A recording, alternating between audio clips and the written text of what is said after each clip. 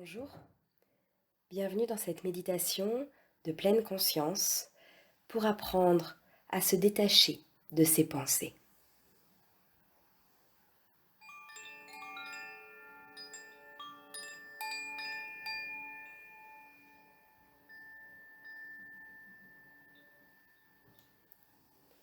Pour travailler sur nos pensées, nous allons d'abord nous tourner vers tout le reste.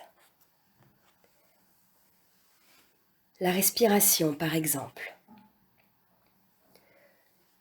Prenons un moment pour nous connecter à notre souffle.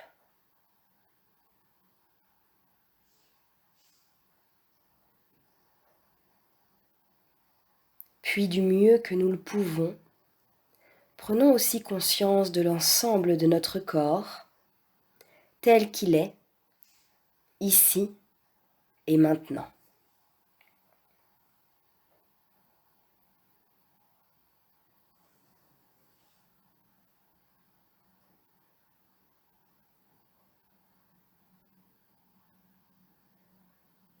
Et puis tout doucement, accueillons tous les sons qui nous entourent, proches et lointains.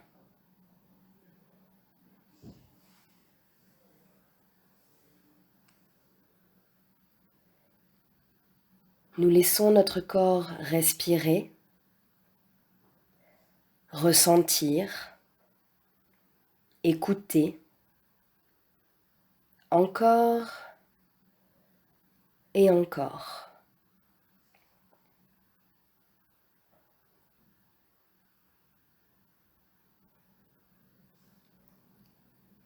Et à un moment donné, inéluctablement, nous partirons dans nos pensées. Le vagabondage de la pensée est normal. Il n'est pas un signe d'échec de la méditation, ni un élément indésirable qu'il faudrait peu à peu supprimer.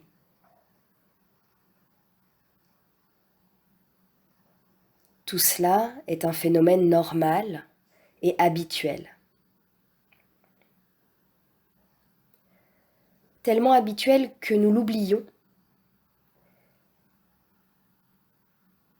et que nous finissons bien souvent par fusionner avec nos pensées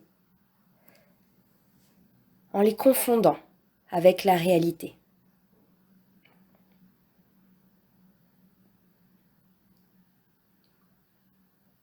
La pleine conscience nous permet d'observer clairement ce phénomène et de nous entraîner tranquillement à prendre du recul face au bavardage de l'esprit.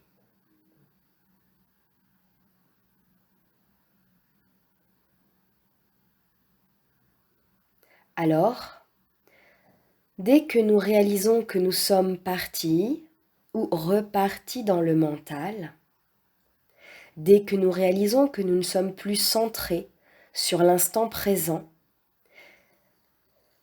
mais que nous sommes en train d'imaginer, prévoir, planifier, rêver, ruminer, juger, ressasser, lister. Dès que nous réalisons que nous sommes sortis de la pleine conscience et de l'exercice, alors nous pouvons nous arrêter et y revenir.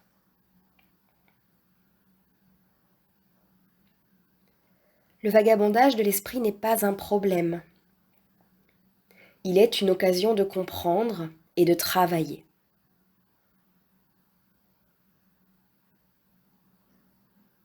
Car quand je constate que nous avons quitté l'exercice pour suivre une pensée,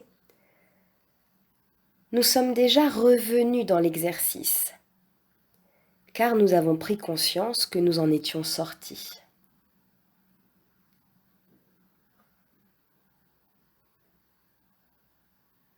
Ce mouvement de distraction et de retour à la pratique est le meilleur entraînement. Il est la base de la pleine conscience. Plus nous méditons, plus nous le savons. Ce phénomène est finalement un cadeau précieux, un rappel permanent de la manière dont fonctionne l'esprit.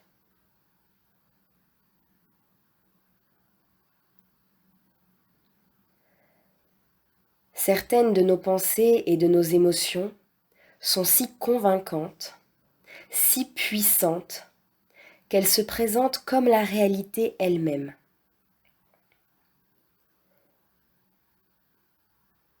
Si une pensée dit « je n'y arriverai pas », alors nous avons tendance à réagir comme si c'était vrai. Notre corps, notre cœur réagissent comme si c'était vrai.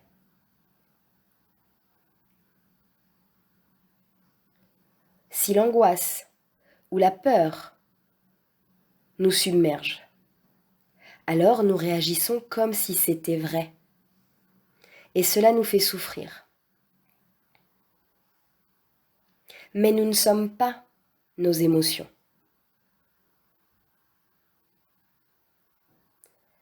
Surtout que bien souvent, pensée et émotion se trompent et nous trompent.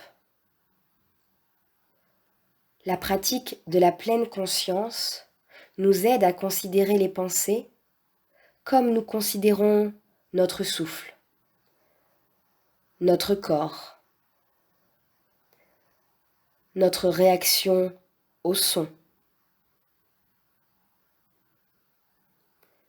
Beaucoup de nos pensées vont et viennent, apparaissent et disparaissent si nous nous contentons de les observer.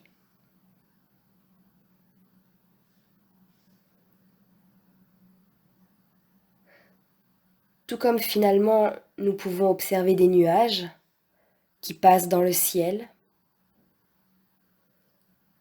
ou une feuille poussée par le vent, nous pouvons observer nos pensées, les observer passer, apparaître et disparaître.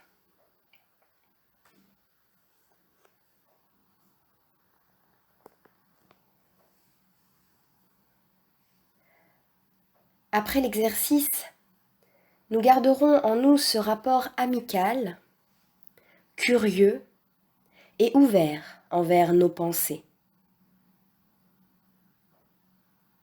Les automatismes de l'esprit peuvent parfois nous aider, mais aussi nous tromper.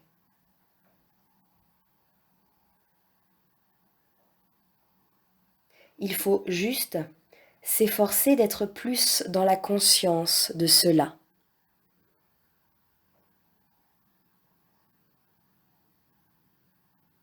Et prendre du recul.